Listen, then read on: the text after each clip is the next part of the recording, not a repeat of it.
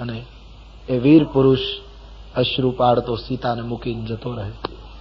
કેટલી કરુણ ઘટના છે ઉત્તર રામચરિત્રોની, છેલ્લા પ્રકરણો રામાયણના. તુલસીદાસજીએ તો સારું થયું લખ્યું નથી. અને એક ભારતનો મહાપુરુષ વાલ્મીકી સ્નાન કરવા આવે અને કોઈ સગર્ભા સ્થિતિમાં કોઈ મહિલાને જોતા ઓળખી શક્યા નહીં. પૂછ્યું, કોણ બેટા? આંસુ લૂછીને સીતાએ કહ્યું, બાબા હું વૈદેહી. જાનકી? હા બાબા. અહીં અયોધ્યાની પાઠ મહિષી, અયોધ્યાની મહારાણી? હા બાબા. આવા 14 વર્ષ વનમાં રહ્યા ને તો રાજભવનમાં બહુ ચેન પડતું નથી. તો મારી ઈચ્છા હતી વનમાં વધારે અનુકૂળ પડે, તો રામજીએ મારી ઈચ્છા પૂરી કરીને મને પાછી વનમાં મોકલી હતી. તને વનમાં મોકલી? તારી આ સ્થિતિ છે બેટા. આખી માહિતી વાલ્મીકીને જયારે મળી છે. વાલ્મીકી જેવા સંતનું હૃદય જરા દુઃખી થયું છે.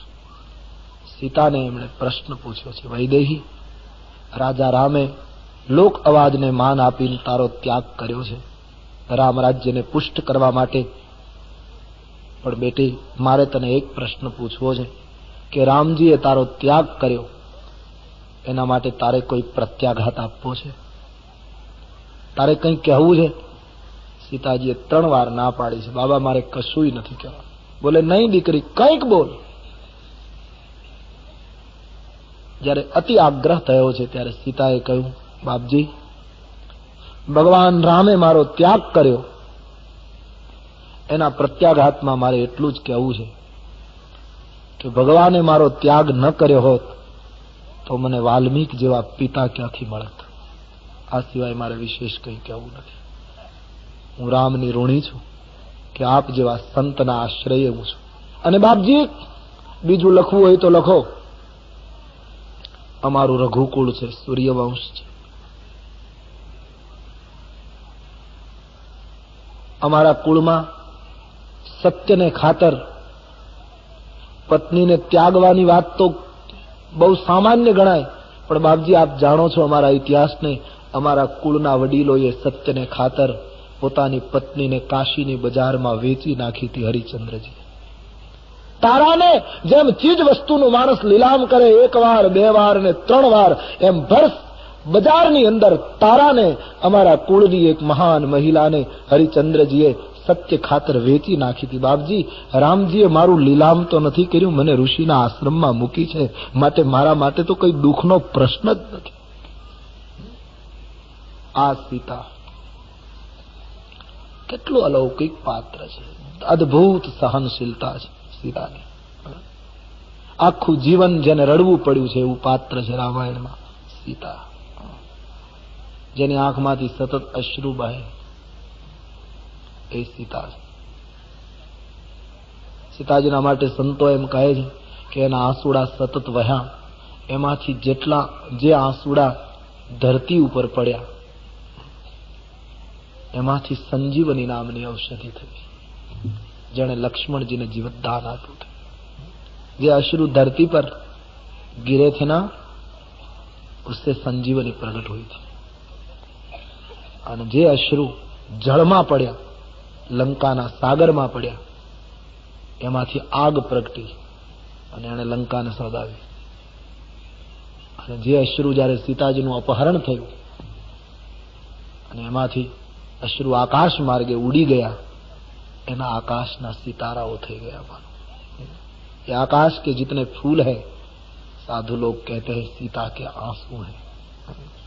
कितना रोई होगी. अद्भुत चरित्र છે. તમે આખી કથા વાંચી હશે, સાંભળી હશે. વાલ્મીકીના આશ્રમમાં નિવાસ કરે ત્યાં સુધી વાંધો નહીં, પણ જ્યારે બાળકના જન્મનો સવાલ આવ્યો છે, 2 બાળકોને સીતા જન્મ આપે ત્યારે કુટિયાની અંદર સીતા અને જનકની દીકરીને, દશરથ જેવા સમ્રાટની પુત્ર વધુને બાળકના જન્મ વખતે કોઈ મદદ કરનારી મહિલા નહોતી. કુટિયાની બહાર બેઠેલા સફેદ દાઢીવાળા વાલ્મીકીની આંખમાંથી અશ્રુ પડે એ દિવસે, અને વાલ્મીકી બહાર ઉભા એમ કહે કે સીતા, હું પુરુષ છું બેટા, હું તને આ સમયે કેમ મદદ કરી શકું? અને દશરથની પુત્ર વધુ બાળકોને જન્મ આપે. અને સમાજની એ કાળની કરુણા તમે લો. મહાન વ્યક્તિઓ ઉપર સમાજે ઓછું નથી કર્યું. એ તો પછી જ એના પૂતળા બેસાડવા સમાજ ટેવાયો છે. સીતાને ઘોર જંગલમાં અમે પુત્રો જણાવ્યા છે. આ આપણો સમાજ હોય ત્યારે પથ્થર મારે અને જાય પછી પથ્થરનું પૂતળું બનાવે. આ એક કરુણા છે સમાજ. જીવિત હોય ત્યારે પથ્થર મારે. સીતાને ઘોર જંગલમાં અમે પુત્રો જણાવ્યા છે અને કૃષ્ણને ભીલના બાણે અમે પોતે હણાવ્યા છે. સીતાને ઘોર જંગલમાં અમે પુત્રો જણાવ્યા છે, કૃષ્ણને ભીલના બાણે અમે પોતે હણાવ્યા છે. કલમ ધ્રુજે કથા લખતા અમારી પાપ પોથીની કે મહાત્મા સંત મોહનને અમે પોતે હણાવ્યા છે. આ લોકના સાગરમહી કોઈ નાવથી તરશો નહીં અને દુનિયા તણા દોરંગના ધોખા કદી ધરશો નહીં. જગત છે.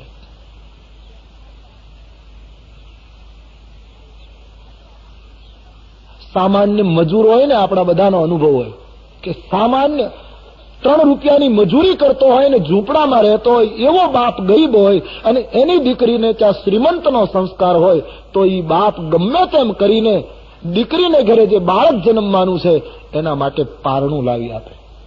અને સીતા જે દી બાળકને જન્મ આપે તે દિવસે આ મહિલાને બાળકોને સુવડાવવા માટે પારણાની વ્યવસ્થા નહોતી.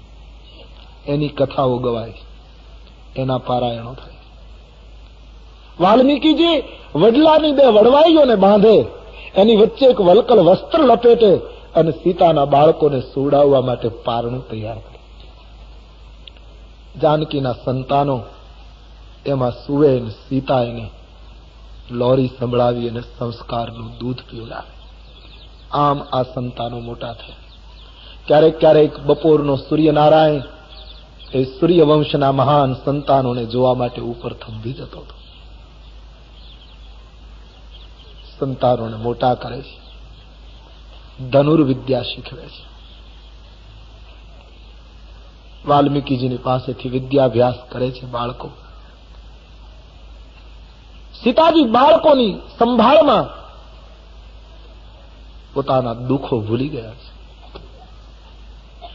પણ એમાંય ક્યારેક ક્યારેક લવ અને કુશ જાનકીની પાસે બેઠા હોય, સંધ્યાનો સમય હોય, ઋષિના આશ્રમમાં બાળકો ક્યારેક ક્યારેક સમજદાર થઈ ગયા છે. બાળકો માતાને પૂછે, માં અમારા પિતાજી ક્યાં છે? ત્યારે सीताजी आंखમાંથી अश्रुनी धारा शुरू થઈ. दौड़ के वाल्मीकि जी के पास चली जाती थी. बाबा बालकों ने समझाओ, मैंने आओ प्रश्न न करे. वाल्मीकि जी बच्चे को उठा लेते थे. बेटे लाओ कुश, माने आओ प्रश्न पूछीने सतावीश नहीं. बाळको मानी माफी मांगी ले. मां हवे अमे तने आવું ક્યારે નહીં પૂછી.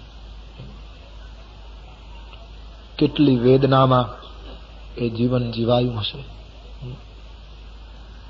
તમે કથા સાંભળી હશે. એમાં અયોધ્યામાં યજ્ઞનું આમંત્રણ આવે વાલ્મીકીજીને, અને વાલ્મીકીજી અયોધ્યા જવા તૈયાર થાય ત્યારે બાળકોએ વાલ્મીકીજીને પૂછ્યું, બાબા અમે આવીએ અયોધ્યા? વાલ્મીકીજીને ચિંતા થઈ, અયોધ્યા લઈ તો જાઉં પણ કંઈક અનર્થ થાય તો, બાળકો બળવો કરે અને ખબર પડી જાય તો સીતાની કુરબાની નિરર્થક સાબિત થશે. जानकी बाळको अवध आवવાનું કહે છે. हाँ बाबा ले जाओ, उसको ले जाओ. नक्की थયું બાળકોને અયોધ્યા લઈ જવાના યજ્ઞમાં. સીતાજી બાળકોને શણગારે. શણગારવામાં તો બીજું શું હતું? વલકલ પહેરાવ્યા, વાળને વણી પુષ્પો લગાવ્યા છે, ધનુષ બાણ આપ્યા છે. બંને ભાઈઓ તૈયાર થયા છે. આજ પહેલી વાર સીતા પોતાના બાળકોને પોતાથી જુદા પાડે છે. બેટા, હા માં, અયોધ્યા બહુ મોટું ગામ છે. બેટા, મહાન પુરુષની નગરી છે, રાજા રામનું નગર છે, રઘુવંશની નગરી છે. બેટા, ત્યાં મર્યાદાનું બહુ જતન થાય છે. માટે આપણે તો તપસ્વી કહેવાઈએ ના, સંસારીઓની સાથે બહુ વાતો ન કરશો.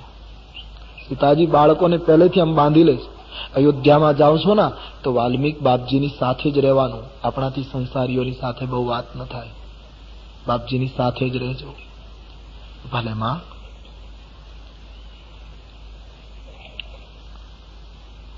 હૃદય લગાડે છે, આશીર્વાદ આપે છે. વાલ્મીકીજીને બંને બાળકો સોંપ્યા છે. સીતાજીએ વાલ્મીકીને વંદન કરીને કહી દીધું છે ગર્ભિત રીતે, બાપજી ધ્યાન રાખજો, બાળકોને ખબર ન પડવી જોઈએ, નહીતર મારું સમર્પણ અસફળ સાબિત થશે. આ બાળકો સહન નહીં કરી શકે મારું દુઃખ. જો એને ખબર પડી કે અયોધ્યાએ આ કર્યું છે. બંને બાળકોને લઈ વાલ્મીકીજી ચાલતા થયા છે. આજ પહેલી વાર માતા બાળકોને જુદા પાડે છે. વૈદેહી રડી પડ્યા છે. માને રડતી જોઈ બાળકોને ગમ્યું નથી. બાળકો પાછા ફર્યા છે. માં અમારે અયોધ્યા નથી જવું. માં તું એકલી થઈ જાય અમને ગમે નહીં. બાબા ભલે જાય. નહીં બેટા, એવું નહીં બોલે. બેટા પહેલી વાર વિદાય આપું છું ને, જાઓ બેટે જાઓ. तीनों चल पड़े हैं. સીતાજી જોઈ રહ્યા છે. વાલ્મીકીજીનું આગમન અયોધ્યામાં થયું છે. ભવ્ય સન્માન થયું છે. વાલ્મીકીની સાથે બે કોઈ ઋષિકુમાર જેવા બે બાળકો છે. આખું ગામ જોવા દોડ્યું છે. અદભુત સૌંદર્ય છે. આ તો રામનું પ્રતિબિંબ છે. લવકુશ. વાલ્મીકીજીને આસન મળ્યું છે. મહારાજ બિરાજા છે. યજ્ઞ ચાલુ છે. બે ભાઈમાંથી એક ભાઈ યજ્ઞ દર્શન કરવા માટે યજ્ઞની વેદિકા પાસે પહોંચે છે. એવી કથા છે. રાજા રામ વિરાજિત છે. આહુતિ અપાય છે. વેદ મંત્રો બોલાય છે. ભવ્ય વાતાવરણ. અને એ યજ્ઞ કુંડ, જે પ્રધાન યજ્ઞ કુંડ હતો, ત્યાં જોતા સીતાનું એ સંતાન એકદમ દોડે છે. વાલ્મીકીજીની બાજુમાં બેઠેલા પોતાના ભાઈને કહું, ભૈયા દોડ. બોલે શું છે? જલ્દી આવો. એકદમ દોડ્યો. બંને ભાઈઓ સાથે ગયા.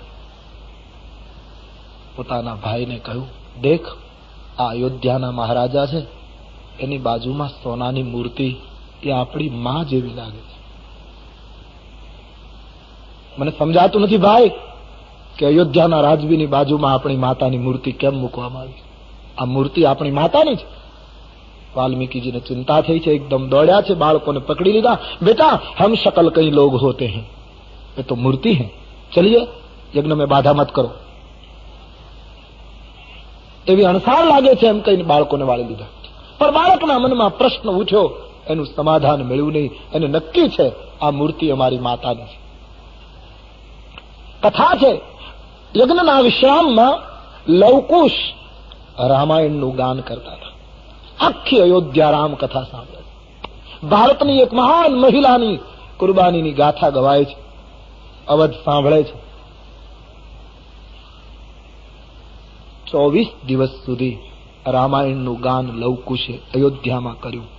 એવી કથા છે. 24મા દિવસે એક ઘટના બની છે. રામાયણનું ગાન થતું હતું. યજ્ઞ વિશ્રામના સમયે રામ, લખન, ભરત, શત્રુઘ્ન, રાજકુટુંબના સદસ્યો બધા રામ કથા એક ગાન સાંભળે છે. બાળકો. વાલ્મીકીજી બેઠા છે. મહાત્માઓ બેઠા છે. ચિક્કાર મેદની છે. લોકોના હૃદયમાં બાળકો તરફ અપાર ભાવ છે. આ 24મા દિવસની કથા સાંભળતા સાંભળતા રામજીના નેત્રમાંથી આંસુ વહે. લખન, ભગવાન, લક્ષ્મણ આ બાળકોને જ્યારથી જોયા છે ત્યારથી ખેંચાણ થાય છે. લક્ષ્મણ એમ થાય છે બાળકોને ભેટી પડું. લખન તું બાળકોને પૂછ, તમે કોણ છો? કથાદાનમાં રામજીએ લક્ષ્મણને કહ્યું તું પૂછ. અવરોધ થયો છે. લક્ષ્મણજી રામની આજ્ઞાનો અનાદર કેમ કરી શકે? એકદમ વચ્ચે આવ્યા છે. કથાદાન કરતા એ બાળકોને લક્ષ્મણજી અટકાવ્યા છે અને પૂછ્યું છે. અયોધ્યાના સમ્રાટ પૂછાવે છે, બાળકો તમે કોણ છો? તમે કેવા છો? તમે કોણ છો? એમ પ્રશ્ન જે અયોધ્યાના રાજવી કરાવે છે. લક્ષ્મણજીએ કહ્યું. બાળકોની આંખમાં રોષ આવી ગયો છે. વીણાના તાર તોડી સભા મંડપમાં ફેંકે છે અને એકદમ દોડતા બંને બાળકો વાલ્મીકીજીની પાસે જઈ કાપવા લાગ્યા. સિંહના સંતાનો છે, સૂર્યવંશ છે. વાલ્મીકીજી એકદમ નીચે ઉતરે. બેટે, હા બાપજી, હવે અમે રામાયણનું ગાન રામ દરબારમાં નહીં કરીએ. કેમ? મહારાજ માફ કરજો, અવિવેક થાય તો. બધા એમ કહે છે કે અયોધ્યાના રાજવી બહુ નીતિ પ્રતિપાલક છે, પણ અયોધ્યાના મહારાજને સનાતન ધર્મનું જ્ઞાન નથી. મહારાજ, સનાતન ધર્મમાં નિયમ છે કે તપસ્વી બાળકોને પૂછાય નહીં તમે કોણ છો. જાતિને પૂછો સાધુ કી, પૂછ લીજિયો જ્ઞાન, મૌલ કરો તલવાર કા પડા રહેન દો જ્ઞાન. સાધુની જાત પૂછાય નહીં, તપસ્વીઓની નાત પૂછાય નહીં. બાબા, જે સભાની અંદર મર્યાદાનો લોપ થાય સભામાં અમે કથાગાન નહીં કરીએ. બાબા, અમને અમારી મા પાસે મૂકી જાઓ. રામજીને પસ્તાવો થયો છે, ખોટું થયું છે. લક્ષ્મણજીએ રામજીને કહ્યું, ભગવાન, મેં પણ બાળકોને જ્યારથી જોયા છે ત્યારથી મને પણ એટલી જ લાગણી થાય છે, પણ પ્રભુ આપણે પૂછ્યું એ બરાબર ન કર્યું. બસ વાલ્મીકી સમજી ગયા, હવે બાળકોને અયોધ્યામાં રાખીશ તો કદાચ આ બાળકો કંઈક અનર્થ કરશે. બંને બાળકોને લઈને વાલ્મીકી આશ્રમમાં પાછા ફરે છે.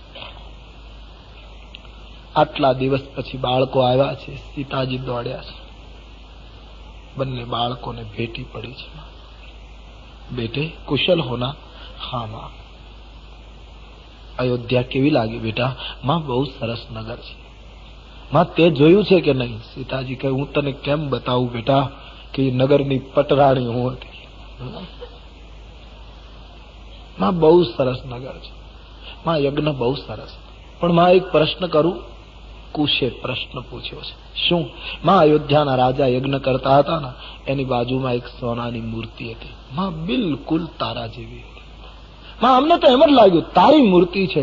જયારે સીતાએ સાંભળ્યું કે રામજીએ સોનાની મૂર્તિ પધરાવીને યજ્ઞ કર્યો, ત્યારે સીતાને લાગ્યું મારી કુરબાની સફળ થઈ ગઈ.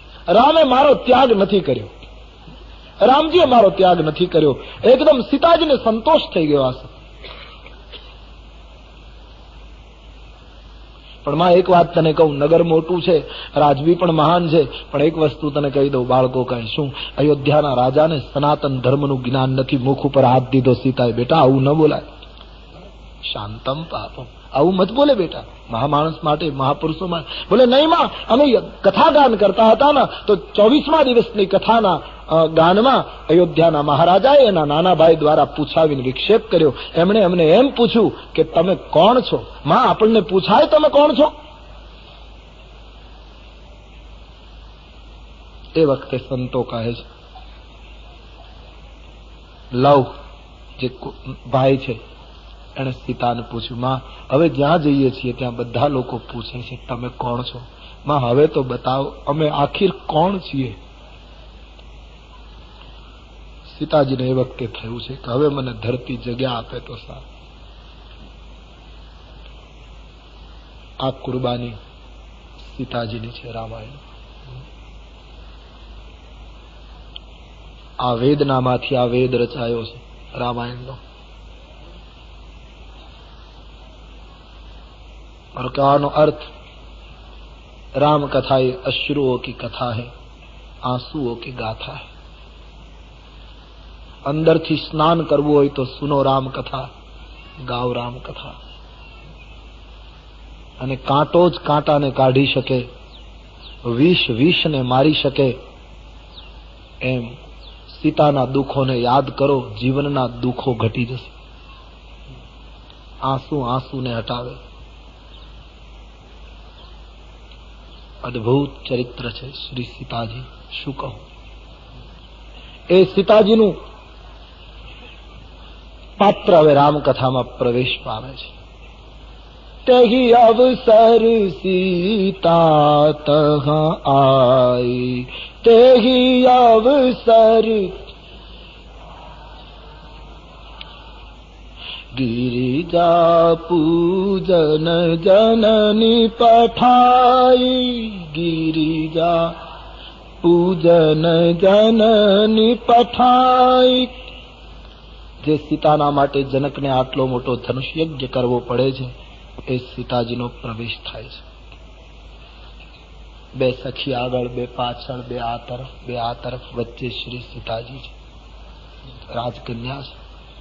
બાગમાં પ્રવેશ કર્યો છે. બાગની રોનક ઓર વધી ગઈ સીતાજીના પ્રવેશથી. આંબાવાડીમાં પ્રવેશ કરી સીતાજીએ સરોવરમાં સ્નાન કર્યું. સ્નાન કરી માં પાર્વતીની પૂજા કરવા માટે મંદિરમાં ગયા. આવી કથા છે. સીતાજીની સખીઓમાંથી એક સખી બગીચો જોવા માટે પાછળ રહી ગયેલી, એમણે રામ લક્ષ્મણને પુષ્પ ચૂંટતા જોઈ લીધા અને રામના રૂપને જોતા જ ભાવમગન બનેલી સખી દોડતી દોડતી મંદિરમાં આવી સીતાજીને કહેવા લાગી, માની પૂજા પછી થશે, ચાલ પહેલા રાજકુમારના દર્શન કરી લો. તમે ગઈકાલે પૂછતા હતા, તમે દર્શન નથી કર્યા ને? જાનકી, બંને રાજકુમારો બાગમાં આવ્યા છે, હું તમને રામ દર્શન કરાવું.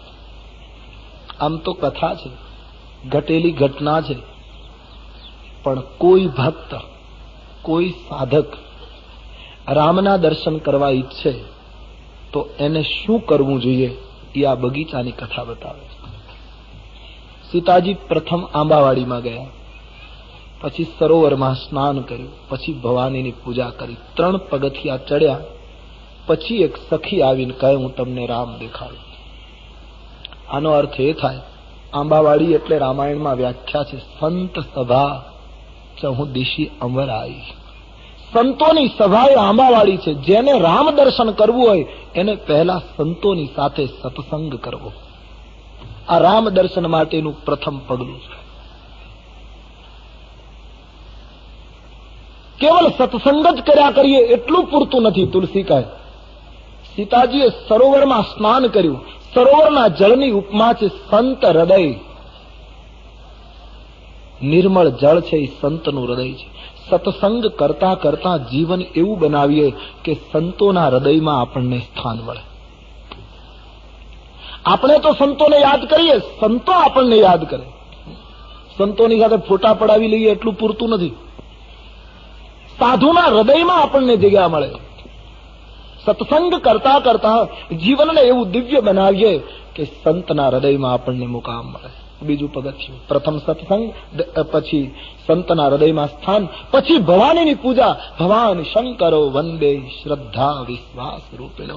પછી સાચી શ્રદ્ધાની પૂજા થાય, સાચી શ્રદ્ધાનું સર્જન થાય. સત્સંગ કરીએ, સંતના હૃદયમાં સ્થાન મળે, માનવી સાચી શ્રદ્ધા નો પૂજક બને. અને આટલા પગથિયા ચડાય પછી ગુરુને ગોતવો નહીં પડે.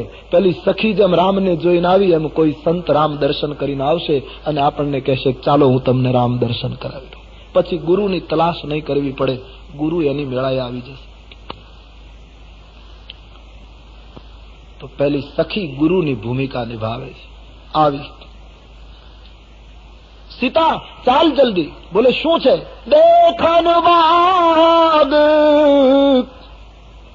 દેખન બાગ કુંવર ગૌઆએ, બય કિશોર સબ ભાંતિ સુહાય. સીતા દોડ. પેલા બંને રાજકુમારો બગીચો જોવા આવ્યા છે.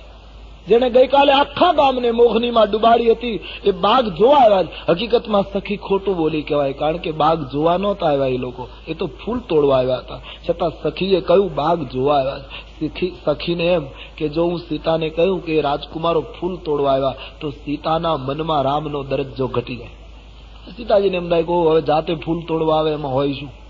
જો રાજકુમાર હોય તો એને નોકર ચાકર હોય ને, રાજકુમાર હોય તો કઈ ફૂલ તોડવાનું થોડું કામ કરે. સીતાને એમ થયું રામનો દરજ્જો, પેલી સખીને થયું રામનો દરજ્જો સીતાના હૃદયમાં. ગુરુ એનું નામ છે જે ઈશ્વરનું પદ સાધકની પાસે ઘટવા ન દે. બંનેની ઉંમર નાની છે, સર્વ રીતે સુંદર છે. મધુરાધિપતે રખિલમ મધુરમ, દરેક રીતે સુંદર છે સીતા. સીતાજીએ પૂછ્યું, તું આટલી બધી ભાવ વિભોર બનીને વાત કરે છે, તો પણ આટલું બધું સુંદરતા છે, બધું બરાબર, પણ તારી આંખમાં આંસુ કેમ પડે? સખીને જોઈને કહ્યું, સીતાને કહ્યું, એ આંસુ પડે છે એનું કારણ કેમ કે પ્યાલામાં પાણી ભર્યું હોય ને પછી દૂધ ભરવું હોય સીતા, તો પાણી ખાલી કરવું પડે ને પછી દૂધ ભરાય. તો હા, તો શું કહેવા માંગે કે મારી આંખમાં રામના રૂપના અમૃતને ભરવું છે, માટે ખારું પાણી ખાલી કરવું છે. આંખનો ક્ષાર જાય નહીં ત્યાં સુધી રામ બરાબર કેમ દેખાય? ઠીક હે, તો જરા તું જોઈને આવી છે તો કમસે કમ બતાવ રૂપ કેવું છે. પેલી સખી કહે, સીતા રૂપનું વર્ણન કેમ થાય?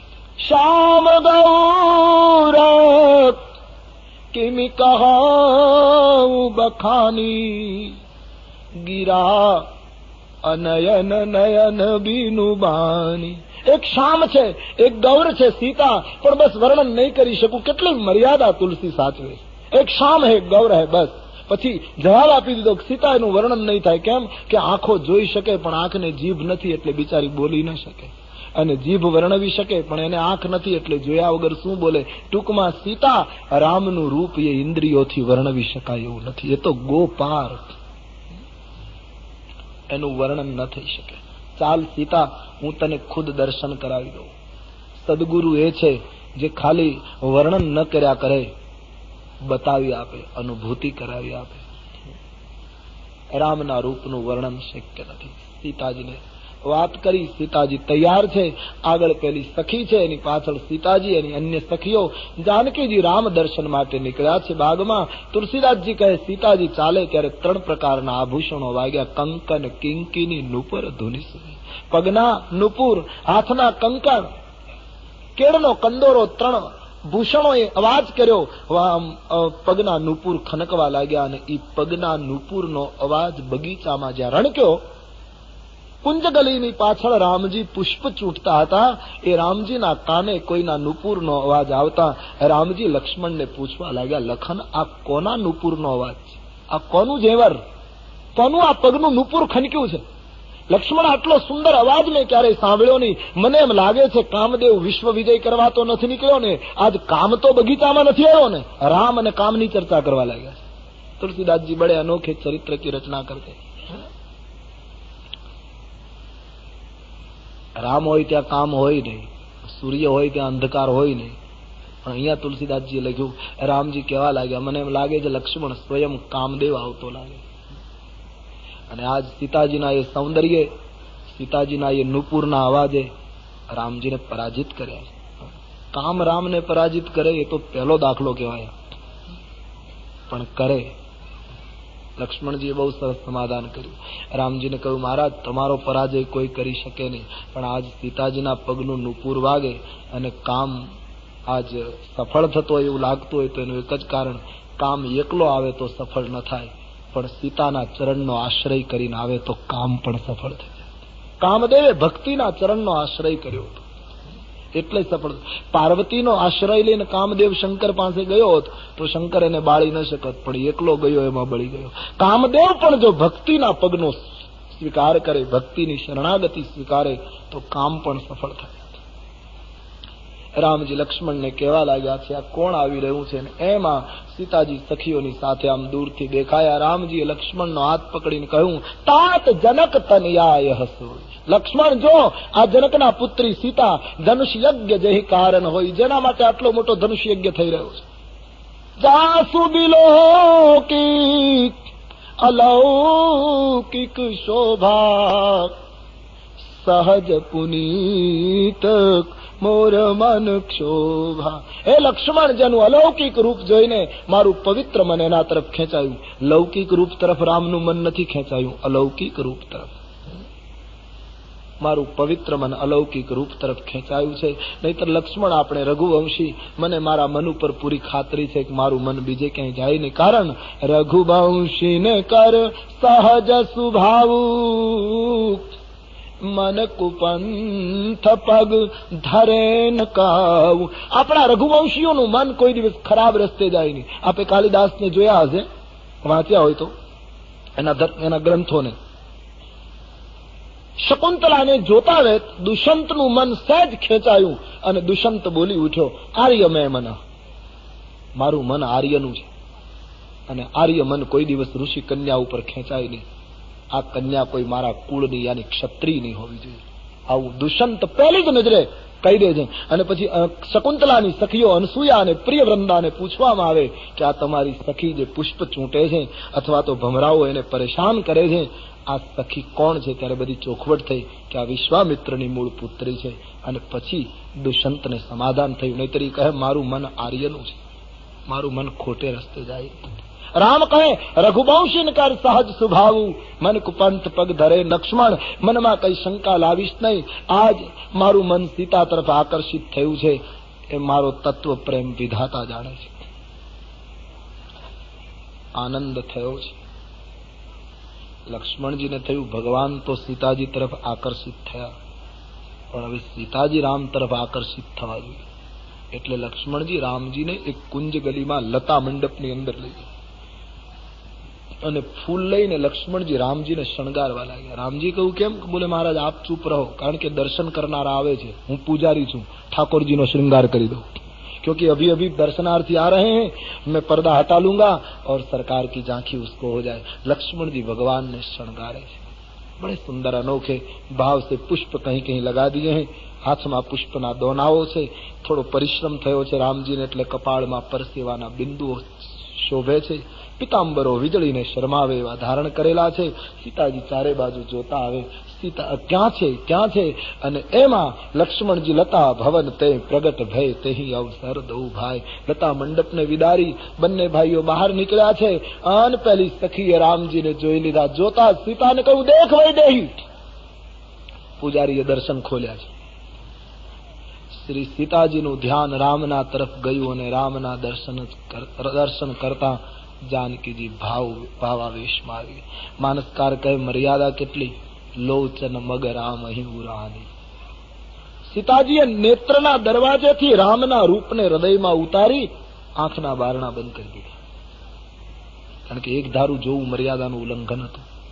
પ્રભુને ભીતર ઉતારી ચૂપચાપ ધ્યાનસ્થ થઈ ગયા, આંખો બંધ થઈ ગઈ. તમે ક્યારે વિચાર કર્યો છે આપણી આંખની પાપણ આમ શું કામ થયા કરે? શરીર શાસ્ત્રીઓને જે કહેવું હોય તે કહે, મુબારક. પણ ભક્તિ શાસ્ત્રના સંતો કહે આંખની પાપણો સતત આમ થયા કરે છે. એનું કારણ શું? આંખની પાપણો મને તમને ફરિયાદ કરે છે કે મારે જે જોવું છે એ હજી તમે મને બતાવ્યું નથી, એટલે હું તડપું છું. આપણે પગે ચાલીને 12 ગામ જવું હોય, 5 માઇલ કોઈ ગામ દૂર હોય, તો જ્યાં સુધી એ ગામ ના આવે ત્યાં સુધી પગ ચાલતા રહેવા જોઈએ. એ ગામ આવે એટલે પગ ચાલવાનું બંધ કરી દે. એમ સીતાજી કહે પેલી સખીને કે સખી, અત્યાર સુધી મારી આંખની પાપણો યાત્રા કરતી હતી, કારણ કે એને રામ નહોતા મળ્યા, પણ હવે રામ મળી ગયા એટલે યાત્રા બંધ હો ગઈ. હવે તો રામજીને ભીતર ઉતારી લીધા. સખીએ સીતાને કહ્યું જાનકી આંખ ખોલ, રામને બરાબર જોઈ લે. સીતાજી આંખ ખોલતા નથી. સીતા કહે હવે આંખ ખોલીને કંઈક બીજું દેખાય તો રામને જોયા પછી જગતમાં શું જોવાનું બાકી રહ્યું કે હું આંખ ખોલું? રામને જોયા પછી સાધક અંતર્મુખ થઈ જાય. પરશુરામમાં સીતામાં આટલો તફાવત. સીતાજી રામને જોઈને અંતર્મુખ થઈ ગયા એટલે પામી ગયા, અને પરશુરામ રામને જોઈને આંખ ખુલ્લી રાખે છે એટલે રામને ઓળખી શક્યા. એટલે તો લક્ષ્મણને કહેવું પડ્યું મુંદહુ નયન, આંખ બંધ કરતા શીખો મહારાજ. પરશુરામજીને વ્યંગ કર્યો છે. ભીતર રામને પામી રહ્યા છે. સખીઓ વારંવાર કહે છે. એક સખીએ વ્યંગ કર્યો, સીતાજી આંખ ખોલતા નથી. લક્ષ્મણજીને થયું કે સીતાજીએ રામજીને જોયા અને આંખો બંધ કરી ગયા, પણ પૂજારીની સામે તો જોયું જ નહીં. આ શણગાર કરનારો હું છું. સીતાજી સાક્ષાત ભક્તિ છે. લક્ષ્મણજીને થયું હે ભક્તિ મૈયા, તમે બ્રહ્મના દર્શન કરીને આંખો બંધ કરી જાઓ એટલું પૂરતું નથી, કમસે કમ પૂજારી પર ભી એક નિગાહ ડાલીએ. લક્ષ્મણજી માતાજીને પ્રાર્થના કરવા લાગ્યા. માનો લક્ષ્મણજીની પ્રાર્થના સાંભળી હોય એમ સીતાજીએ પુનઃ આંખો ખોલી અને લક્ષ્મણજીની સામે જોયું. લક્ષ્મણજીએ મસ્તક ઝુકાવી પોતાની ધન્યતા દર્શાવી છે. સીતાજી ભાવ વેશમાં આવી ગયા છે. સીતાજી વિચાર કરવા લાગ્યા છે મારા પિતાએ આવી પ્રતિજ્ઞા શું કામ કરી કે ધનુષ્ય તોડે એને જ મારે પરણવું? કારણ કે સીતાજીને થયું રામજી ધનુષ કેમ તોડી શકશે આટલી નાની ઉંમર? અને બીજું કારણ સીતાજીને એ લાગ્યું કે રામજીએ ફૂલ તોડેલા, ફૂલ તોડવામાં એને પરસેવો થયેલો. સીતાજી વિચાર કરે ફૂલ તોડવામાં જેને પરસેવો થાય આ ધનુષ કેમ તોડી શકે? ધનુષ્ય આમનાથી કેમ તૂટશે? અને રામ એનું નામ જેને પુષ્પ ચૂંટે ત્યારે પરસેવો થાય અને ધનુષ્ય તૂડે ત્યારે કંઈ ન થાય. વજ્ર કરતા પણ જે કઠોર અને કુસુમ કરતા પણ જે કોમળ એ બ્રહ્મ તત્વ છે. સખીઓએ જોયું કે સીતા પરવશ થયા છે એટલે કહું જાનકી હવે આપણે જઈએ, કાલે પાછા આવીશું. કદાચ આ લોકો બગીચામાં આવે તો આપણે બીજી વાર મુલાકાત થશે. આજના સંદર્ભમાં કહું ને તો એમ કહી શકું કે પ્રાચીન કાળમાં કુંવારા છોકરાઓ અને છોકરીઓ બગીચામાં ફરતા હતા. આજે જ ફરે છે એમ નહીં, પણ ફરક એટલો અમારી સીતા બાગમાં ફરી છે, પણ રામ દર્શન માટે આજે લોકો બાગમાં ભટકે છે કેવલ કામ દર્શન માટે. આખો હેતુ બદલી ગયો અને એટલા માટે આજે એક એક ગામના બાગ મા બાપ માટે આગ થઈ ગયા. એક સમસ્યા પેદા થઈ ગઈ. રામ દર્શન માટે સીતાજી ફર્યા છે, રામને પામી ગયા છે. સખીઓની સાથે સીતાજી પાછા ફરે છે. વૃક્ષને બાને મૃગલાને બાને પાછું વાળીને રામને જોઈ લે છે. ફરી વખત ગઈ ભવાની ભવન બહોરી, માં ભવાનીના મંદિરમાં આવ્યા છે. સીતાજીએ માં પાર્વતીની પ્રાર્થના કરી, જય જય ગિરિવર રાજ કિશોરી, જય જય ગિરિવર, જય મહેશ મુખ ચંદ્ર ચકોરી, જય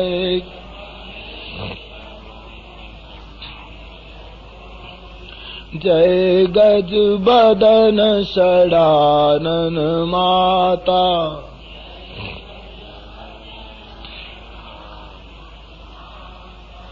જગત જનની દામિની દ્યુતિ ગાતા,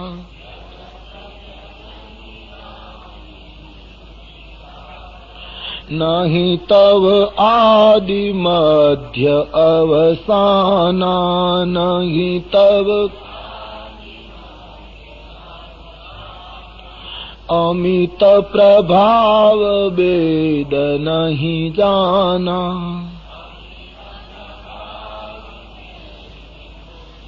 હે હિમાચલ પુત્રી તમારો જય હો, મહેશ મુખ ચંદ્ર ચકોરી તમારો જય હો, કાર્તિક અને ગણપતિની માતા તમારો જય હો, સંસારનું આદિ મધ્ય અને અવસાન તમારો જય હો, હે સ્વતંત્ર શક્તિ તમારો જય હો. આમ પાર્વતીની ભવ્ય સ્તુતિ કરી. સીતાજીએ માંગણી ન કરી પણ બહુ સરસ વાત કરી, મોર મનોરથ જાનહુ નીકે. હે જગદંબા, મારા હૃદયના મનોરથો તમે બરાબર જાણો છો, કારણ બસ હું સદા ઉર પુર સબહી કે તમે બધાના હૃદયમાં નિવાસ કરો છો, એટલા માટે હું કારણ પ્રગટ કરતી નથી કે મારા હૃદયમાં કયો મનોરથ. પણ સીતાની પ્રાર્થના સાંભળીને વિનય પ્રેમ બસ ભઈ ભવાની, ખસી માલ મૂર્તિ મુસ્કાની. સીતાજી અવિનય અને પ્રેમમય પ્રાર્થના કરતા ભવાની આધીન થયા છે. મૂર્તિ ડોલવા લાગી, મૂર્તિ હસી, મૂર્તિના ગળામાંથી પ્રસાદીનો હાર પડ્યો. પાર્વતીની મૂર્તિ બોલી, સુનુસિય સત્ય અશીષ હમારી, પૂજહી વિધિ મન કામના તુમારી. સીતાજીને પાર્વતી આશીર્વાદ આપ્યો, જાનકી તમારી મનોકામના પૂર્ણ થશે. મન જાગીરા જેવું મિલગી સોબર, સહજ સુંદર સાવરો, કરુણા નિધાન સુજા, નસીલ સ્નેહ જા નત રાવરો, યહી ભાતિ ગૌરીયસી સસુની સિય સહિત હિયં, હર્ષિત યાલી તુલસી ભવાની, પૂજી પુની પુની મુદિત મન મંદિર ચલી. પાર્વતીનો આશીર્વાદ સાંભળતા તારા મનમાં જે સાવરો વસી ગયો એ તને મળશે.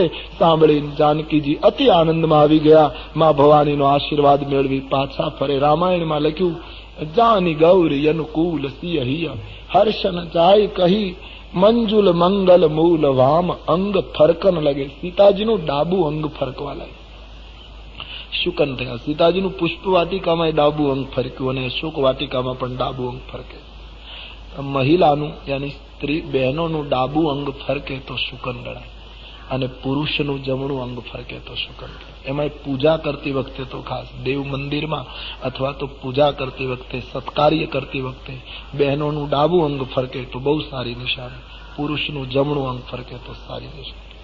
લાભ શું થશે એની મને ખબર નહીં, પણ ખોટ કાંઈ નહીં જાય. એ શુકન ગણાય છે શુકન શાસ્ત્રની દ્રષ્ટિએ. પણ એની સાથોસાથ સ્પષ્ટતા પણ જરૂરી કે ફરકવું એટલે ફરકીને બંધ રહી જવું. ક્ષણિક વાર માટે ફરકીને બંધ થઈ જાય તો, જેને અડધો કલાક ફરકે એને દવાખાને દાખલ થવું. એને સમજવાનું કે કાં કઈ ચામડીનો રોગ થયો ને કાં લોહીની કઈ વિકૃતિ છે. શુકન યાની ક્ષણિક વાર ફરકે. સીતાને મંગલ શુકન થયા છે. જાનકીજી પોતાની સખીઓની સાથે માં ભવાનીની પૂજા કરી રાજભવનમાં આવ્યા છે. સુનૈના માને વંદન કરી પોતાની માતાને નિખાલસતાથી વાત કરી, માએ આશીર્વાદ આપ્યા. આ બાજુ હૃદય સરાહત સિંહ લોનાઈ, ગુરુ સમીપ ગવને દો ભાઈ, સુમન પાઈ મુનિ પૂજા કે નહીં. બંને ભાઈઓ સીતાના સૌંદર્યની સાત્વિક સરાહના કરતા કરતા વિશ્વામિત્રજીની પાસે પહોંચ્યા, પુષ્પો અર્પણ કર્યા, પૂજા થઈ, બાપજીની પૂજા કરી. બંને ભાઈઓએ વંદન કર્યા. રામજીએ નિખાલસતાથી વાત કરી, બાપજી અમને થોડો વિલંબ થયો કારણ કે જનકના પુત્રી રાજકન્યા સીતાજી બાગમાં આવેલા, અમે જરા એને જોવા રોકાયેલા. રાઘવની આ નિખાલસતા જોઈ વિશ્વામિત્રએ આશીર્વાદ આપ્યો. સુફલ મનોરથ ઓ હું તુમારે, રામ લખન નિભાયું સુખાર. તમારા બંને ભાઈઓના મનોરથો સફળ થાય. રામજી તો પ્રસન્ન થઈ ગયા કે બાપજીનો આશીર્વાદ મળી ગયો, પણ લક્ષ્મણજીને કયો મનોરથ હતો? કારણ કે લખ્યું છે બહુવચનમાં તુમ્હારે. રામને એકલાને આપવો હોય તો સુફલ મનોરથ હોવું તુમ્હારા એમ લખવું જોઈતું. હવે લક્ષ્મણજી તો વૈરાગી છે, એને શું મનોરથ? પણ બંને ભાઈઓને વિશ્વામિત્રજીએ કહ્યું તમારા બંનેના મનોરથો સફળ થશે, અને બંને રાજી થઈ ગયા. તો લક્ષ્મણનો કયો મનોરથ? અમારે અયોધ્યાના રસિક સંતોએ શોધી કાઢ્યું. અયોધ્યાના મહાત્માઓ કહે છે કે લક્ષ્મણજી સીતાજીની સાથે જે 8 સખીઓ હતા એમાં ઉર્મિલા પણ હતા. અને ઉર્મિલાજીએ લક્ષ્મણજીને જોયેલા, લક્ષ્મણજીએ ઉર્મિલાને જોયેલા. એ બિલકુલ મૌન આકર્ષણ હતું ને મંત્રદ્રષ્ટા ઋષિ વિશ્વામિત્રજી જાણી ગયેલા. એટલે લખનને કહ્યું તારો મનોરથ સફળ થઈ જશે. इसलिए लखन भी खुश हो गए. सुफल मनोरथ हो ही तुम्हारे, राम लखन सुनि भये सुखारे. બંને ભાઈઓએ ખૂબ સુખ અનુભવ્યું છે. પછી બપોરનો સમય થાય છે. રોજના ક્રમ પ્રમાણે બપોરનો પેલું ચાલ્યું. બપોર પછી થોડો વિશ્રામ થયો. બીજા એ સંધ્યાએ બંને ભાઈઓ સંધ્યા વંદન કરવા ગયા. ત્યારે ચંદ્રનો ઉદય જોઈ થોડીક સીતાજીના રૂપનું સૌંદર્યની સરાહના થઈ છે સાત્વિક. રાત્રિએ બાપજીની સાથે વાર્તાલાપ. અને જયારે બાપજી સૂતા ત્યારે બંને ભાઈઓએ ચરણ ચાંપવાની સેવા કરી. રામજીને વિશ્વામિત્રજીએ કહ્યું અબ સો જાઓ. રામ સૂતા ત્યારે લક્ષ્મણજી ચરણ દબાવે. બીજી રાત્રિ સંતો એમ કહે છે કે બીજી રાત્રિએ લક્ષ્મણજી રામના પગ દબાવતા હતા ત્યારે રડી પડ્યા છે. રામજીને ચિંતા થઈ. ઉઠીને પૂછ્યું લખન કેમ રડે, શું થયું? તો ચિંતા વ્યક્ત કરી. ભગવાન મને એક ચિંતા થાય. શું? કે ધનુષ્ય તમારાથી તૂટશે અને સીતાજી તમને જયમાળા પહેરાવશે, આ નક્કી છે. તો બોલે એમાં તારે રડવાનું કારણ? બોલે મહારાજ મને કારણ એક જ કે તમારા હાથે ધનુષ્ય તૂટે, સીતાજી તમને જયમાળા પહેરાવે તો પછી લગ્ન પણ થશે, અને લગ્ન થયા પછી સીતા અયોધ્યા આવશે એટલે મને પગ દબાવવાની ના પાડશે. એમ કહેશે કે હવે પગ દબાવવાનો અધિકાર લખન તમારો નહીં, હવે મારો. અને પ્રભુ આમ જો બને તો મને તમારી ચરણ સેવા નહીં મળે, એનું મને આજથી દુઃખ થાય. લક્ષ્મણજીને ભગવાને કહ્યું તું બહુ લાંબી કલ્પના કરે, આવું કદાચ બને ને તો તારે ચિંતા થાય એવું નહીં કરું. કેમ? હું તને આજથી વહેંચી દઉં. જમણો પગ તારો, ડાબો પગ સીતાનો. જયારે પગ દબાવવાના ત્યારે બંને સાથે દબાવવાના. દક્ષિણે લક્ષ્મણો યસ્ય વામે ચ જનકાત્મજા. અને તમે બંને જણા નહીં હો ત્યારે બંને પગ મારો એકલો હનુમાન દબાવશે. પુરતો મારુતિર યસ્ય તમ વંદે રઘુનંદનમ. લક્ષ્મણજીના મનનું સમાધાન. અને બીજી રાત્રિ પણ સૌ પોતપોતાના વિશ્રામ કક્ષમાં ગયા છે. આગળનું નિવેદન બરાબર 3 વાગે પ્યાર સે બોલીએ. બોલો રામચંદ્ર ભગવાન શ્રી